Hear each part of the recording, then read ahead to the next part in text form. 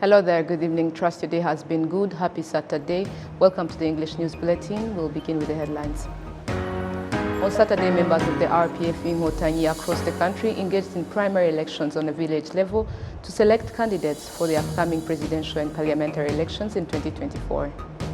On Saturday, again, representing President Kagame, Prime Minister Dr. Edward Ngirente joined various heads of state and government at the memorial service and state funeral of former Namibian President Hage Geingob.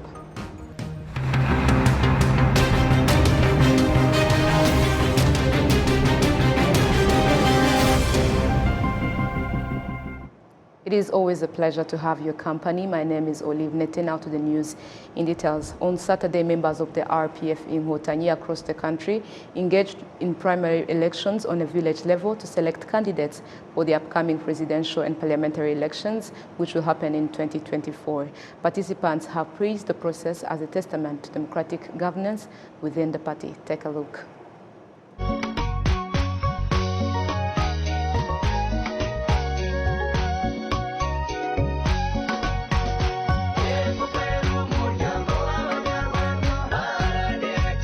The electoral process commenced at the village level, beginning with village-level initiatives that engaged RPF members. Prior to the elections, participants received the comprehensive instructions outlining eligibility criteria, emphasizing that candidates must be RPF in Hotanyi members aged over 35, exemplifying commendable values and demonstrating a strong commitment to fulfilling their duties effectively if elected. The purpose of the activity was to afford members the opportunity to campaign for candidacy or endorse a preferred candidate. The Electoral Council, comprised of members, held the authority to accept or reject candidatures. The process entailed a direct election, wherein members of the Electoral Council stood in support of their chosen candidate. The candidate Paul Kagame, prominently featured and supported, secured the majority of votes across all villages in the country, emerging as the predominant candidate among those elected. Some members say that electing leaders of their choice reflects democracy and good governance in the country.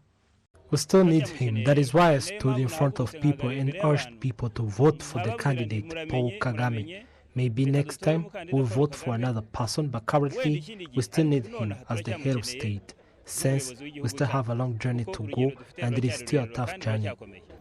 The party does not consider only people in high positions. Instead, it considers all members of the party, and everyone plays a role in voting leaders that will represent us. The elections were conducted in a democratic way. We had two candidates and we publicly chose a candidate of our choice.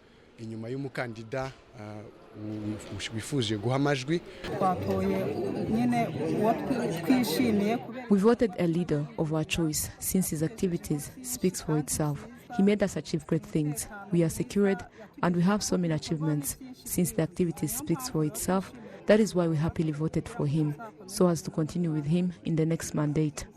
Vice Chairperson of the RPF Ngotanyi Party, Console Uwimana, points out that the elections showed the significant role Rwandans play in the governance of the country. We give an opportunity to every member to choose a leader of their choice, and it is also a goal of RPF for every Rwandan to play a role in the governance of the country. That is why we urge them to participate in the activities of elections, and I truly trust that they will do it appropriately. This is the time to show that we know the path that we have chosen and that we support it. The electoral process at the village level for candidates representing RPF in Hotanyi in the presidential and parliamentary elections is expected to proceed sequentially from the village to the cell, then to the sector, and ultimately to the district level. For deputy candidates, elections will be conducted at the cell and district levels. Finally, the accumulation of electoral journey will be at the national level during the RPF in Hotanyi General Assembly scheduled for March next month. During this assembly, authorized members will select representatives to stand for the party in the presidential and parliamentary elections.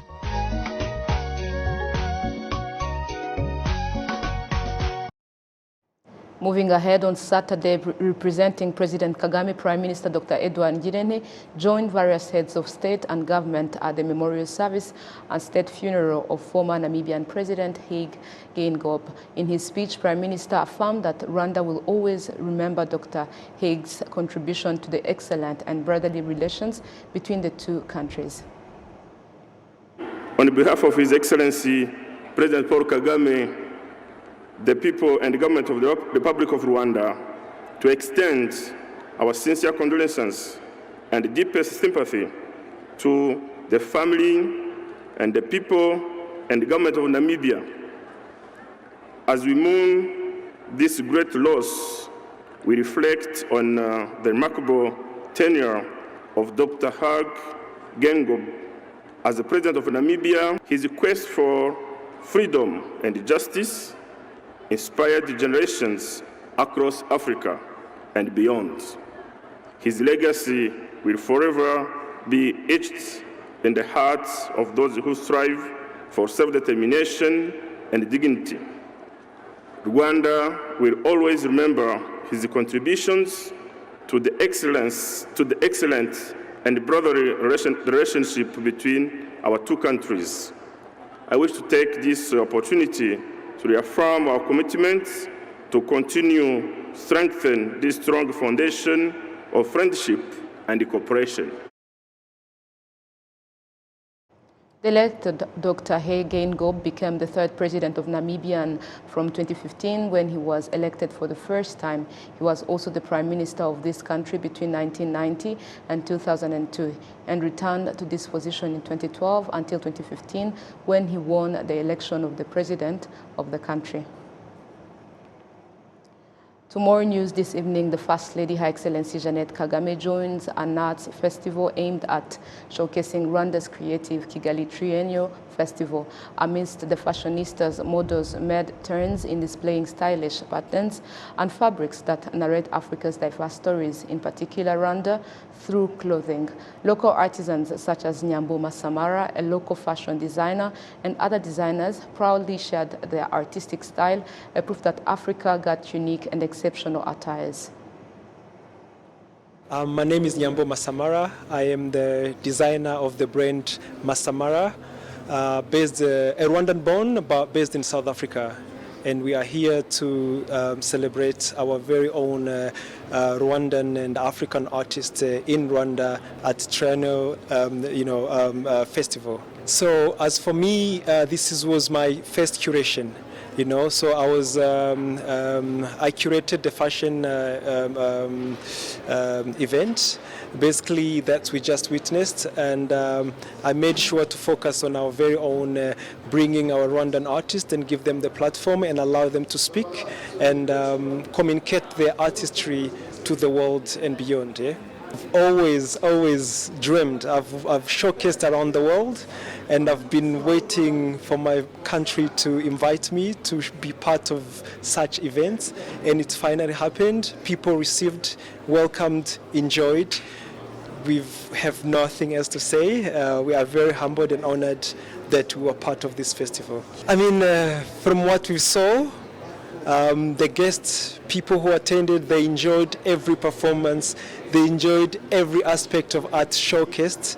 So I have no doubt that even the next one is going to be better. We're going to be prepared. We're going to be ready. We're going to give our very all, 100%. I'm very confident it's going to happen again. I've definitely watched fashion, Rwandan fashion industry closely. I'm very Rwandan to the heart, to the soul, to the spirit. So I know everything about Rwandan fashion. Definitely, we've done so much. We've been, all our artists, our fashion designers have been trying everything within their power. I think it's about time that we give them that ear, we give them that support so they can actually even push it more, so we just need to support them a little bit more. But we have what it takes, to communicate our language, our artistry to the world. Still speaking of the festival, renowned African pop singer Kajanin arrived in Rwanda yesterday, Friday evening to participate. Major event for the creative industry here in Rwanda.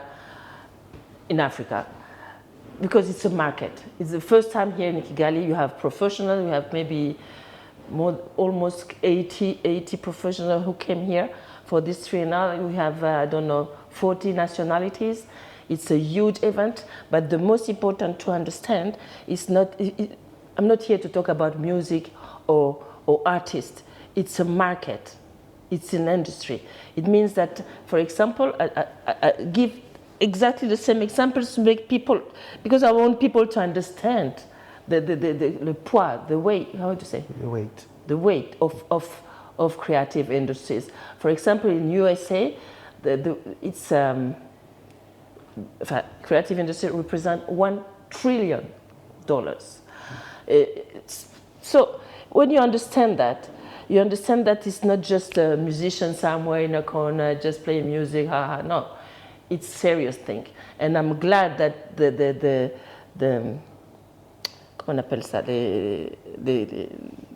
government of Rwanda understood that like sport, music, it's exactly the same. It generates so much money, and we are so creative.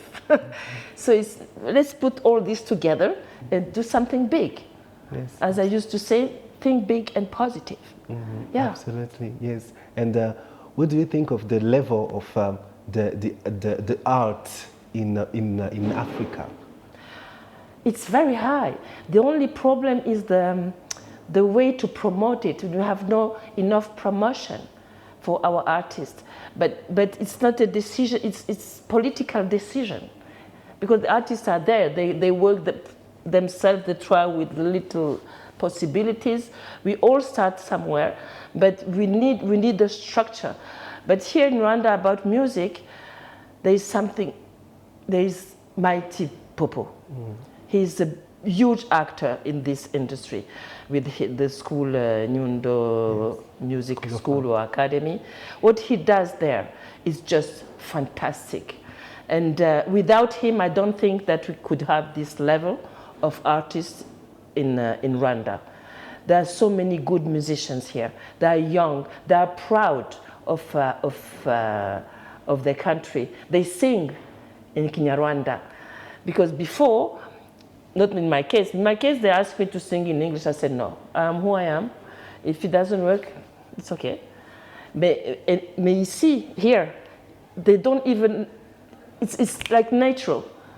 They all speak very well English, better than me, but they sing in Kinyarwanda. And that is the point, to show the world who you are, where you come from, your culture. Mm-hmm.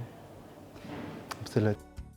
To other matters, the multi-sectoral popularization and awareness program in the DRC, known by its French language abbreviation of PMVS, has called on the Congolese to seek solutions to their own problems instead of blaming Rwanda. Speaking to our colleague Jean Damascene Manishimwe earlier, the national coordinator of the NGO stressed that if the DRC does not address its leadership problems, the country will never be stable.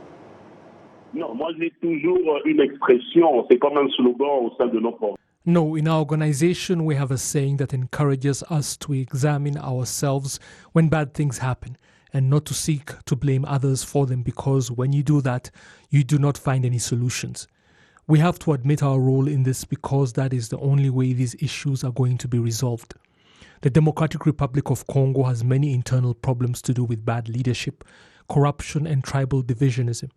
Let me remind you that there is a tribe here called the Teke that are discriminated against by the Bayaka, who claim that the Teke came from Brazzaville and Gabon and that they should go back where they came from. Divisionism has therefore been in the DRC for a long time. So blaming Rwanda for our problems is just avoiding addressing them ourselves. In the media and during interviews, we always urge for accountability on our own part as Congolese and an admission of our own failures. I always urge our young people to ask themselves what they are doing for our country. If every Congolese were to ask themselves that question, our problems would be resolved. Our organization has never endorsed those baseless charges that Rwanda is to blame for Congo's problems. Imagination utopique du fait que le Rwanda est le mal congolais. Ludovic Kalengai also pointed out that Congo's leaders giving priority to war will not help bring peace to their country.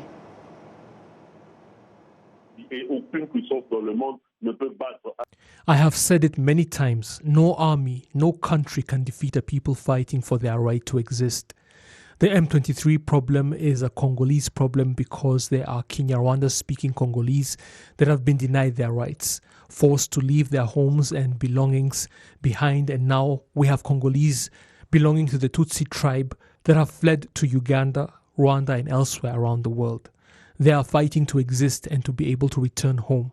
That is the reason I like to say that such people have God on their side and no army can defeat them. We have repeatedly called for dialogue so that this issue can be resolved peacefully.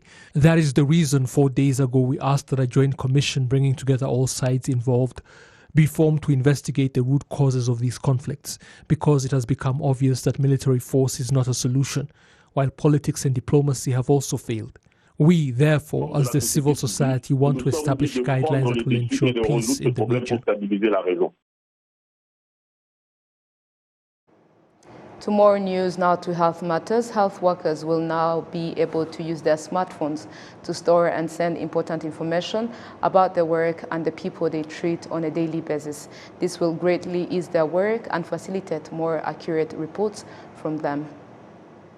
Yes, so this system that has been developed by Minisante is really innovative because it has a few functions that support community health systems. The first is data management. That's the most obvious and useful function, is that instead of having to fill multiple registers for different diseases and then come and add all the numbers together by hand, then take them to the district, cascade them upwards.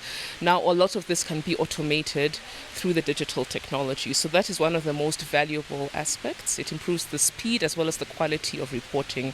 And what that also means from the central level is that if there's an outbreak, for example, it's not going to take days or weeks for the data to reach Kigali so people can see maybe there's a problem. Now the data is traveling quickly.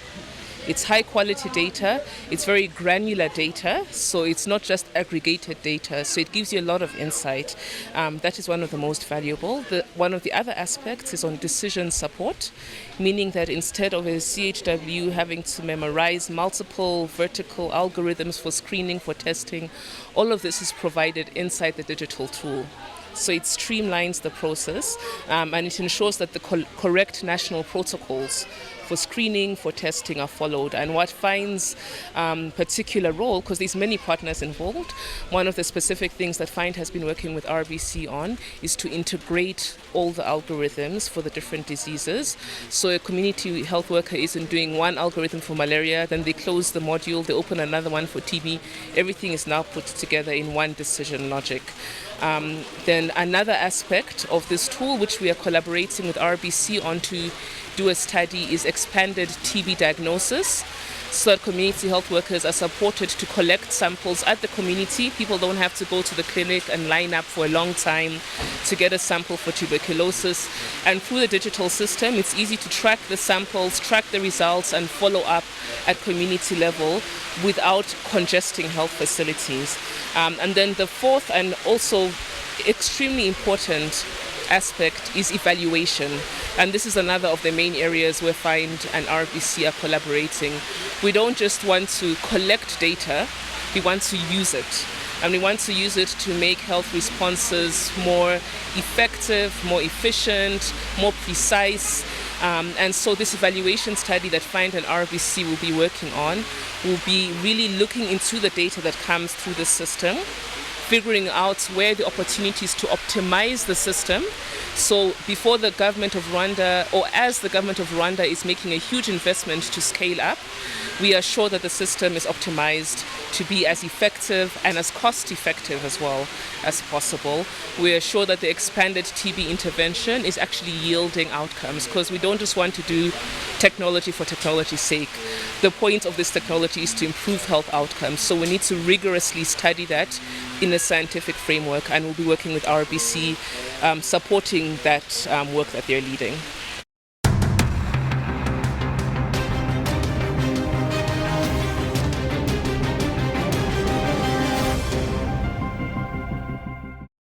Welcome to today's health segment, where we'll be focusing about kidney transplantation services in Rwanda, which has started recently last year.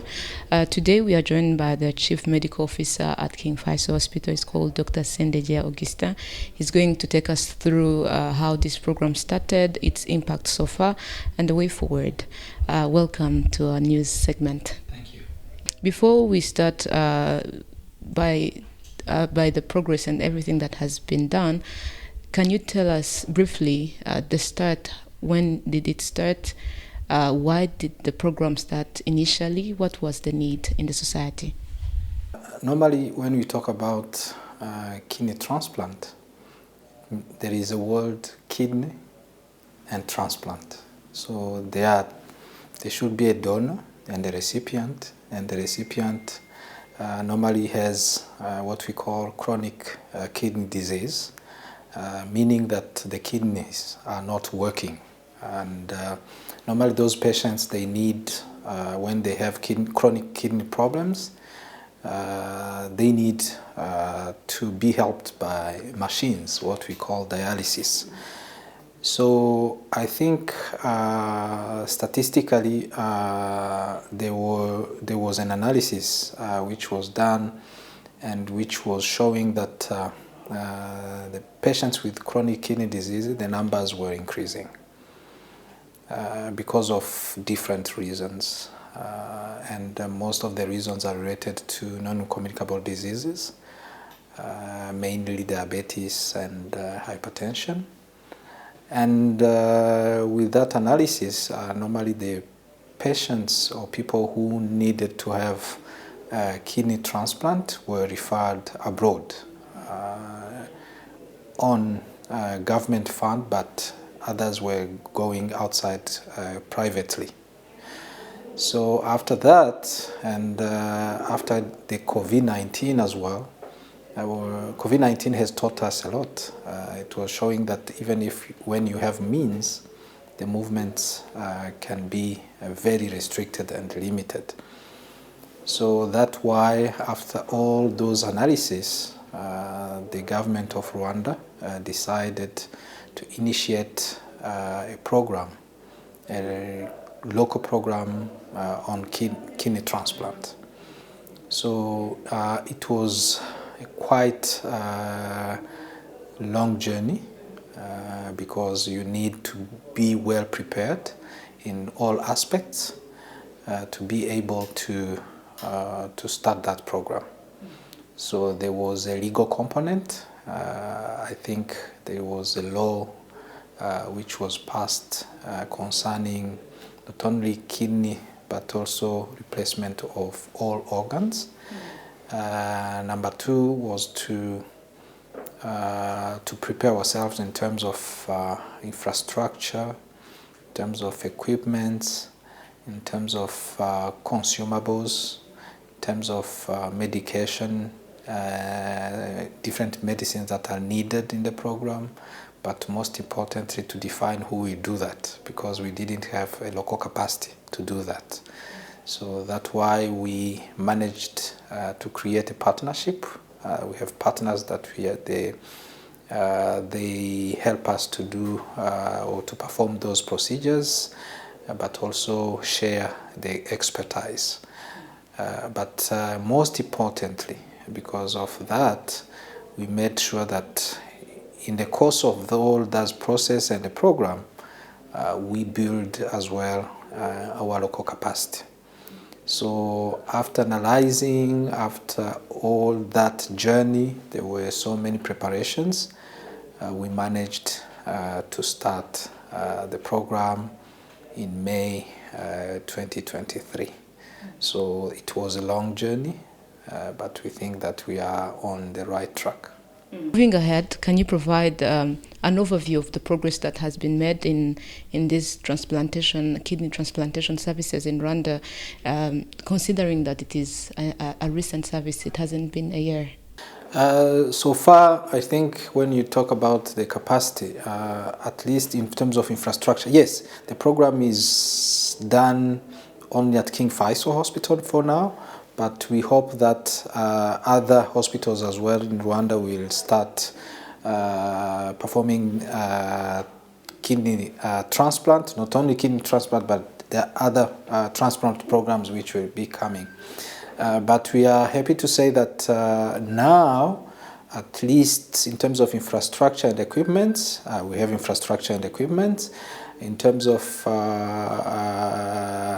lab capacity, I think we have the capacity now, even if there are some lab tests that we are still sending outside to be, but we are building our core capacity. So we have been able to secure the supply chain of the consumables that we are using and the medication. And in terms of human capacity, we have, as I said before, we have our partners, but also we have initiated a fellowship program. So the people that are involved, Rwandans that are involved in the program, will be graduating maybe in 3 years because there is a kidney transplant surgery fellowship programs which have been launched and recently. So I think mainly we are on the right track. It's still a young program, but at least we have the foundation and the program will be growing. So I can tell you that when we started the program, up to now there is no patient that we send outside for transplantation, at least for kidney transplant. So it's a positive thing, but we'll continue to work hard because when you start a program, you have to be mindful of the sustainability of the program. It's not a cheap program. It requires a lot, but we think as the program grows, we'll be able to attract even international patients who will be coming here to seek for those services. We cannot look only at the progress that has been made throughout these months, but what are some of the key challenges that you faced during the initiation of the program, and how have you addressed those challenges? The question that we're asking ourselves, how, depending or according to the cost of the program, how are we going to sustain or financial support of the program? That's why with the collaboration with Ministry of Health, there were negotiations even before we start the program to agree on how the insurances could cover that program, because it's quite expensive to have to pay out of your pocket. So that's why there was, at the beginning, there were negotiations between ourselves, the Ministry of Health, and different insurances, mainly RSSB. So it was a good thing that RSSB came on board, and especially the community health-based insurance, to be able to cover the cost of the kidney transplant program, because the costs is quite wise. So it includes the preparations, the clinic, the consultations, the tests that we have to do both for the donor and the recipient, the procedure, the consumables that you use, but mainly even the medications that the recipient mainly have to take for a certain period, for a long period, just to limit the rejection, because your body can reject. It can, because it's even if you have the matching, your body can react saying, oh, you have introduced a foreign body in my body, and then the body will fight. So there are medications which are not, which are quite expensive, that you have continuously to take. So those are the challenges and the solutions that that we had. You previously mentioned that recently the Rwanda Social Security Board, as well as the Ministry of Health, introduced the inclusion of kidney transplantation services to the community-based health insurance. Can you briefly tell us how will this help residents and its impact to this to the society in general, because it is a life-saving procedure? Yes. the program, up to now, we are using living donor. So it means on a voluntary basis, meaning that really it's a very big sacrifice to give an organ to a relative or a friend. So it's a sacrifice. The system has to make sure that you don't give a certain organ to, you have to limit the failure of the program. So the coming of RSSB on board to cover that, I think it is very important to the sustainability of the program and to the accessibility also because the chronic kidney disease is not, it doesn't affect only people with means. It means that even the ordinary Rwandan can have that problem. So meaning that if the RSSB, Community Health-Based Insurance, agree to cover the accessibility on the program of many people will be good. The program is expensive, but on the other side, when you see the cost of dialysis, the direct cost and the indirect cost, it means that on long run, it's very beneficial. Because to have a kidney transplant, the cost is high. I can say it's high at once. But when you see the long run, for a patient who can be on dialysis, secondly, patients who can't afford to be on dialysis, I think there is financial benefits. And we think that we'll be doing a cost analysis in the middle of the program to show the positive impact, especially in financial positive impact of the program when we'll have many or a certain number of patients.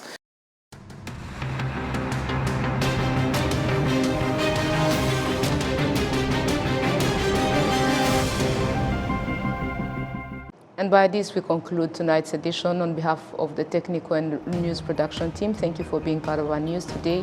Thank you and have a fruitful weekend ahead.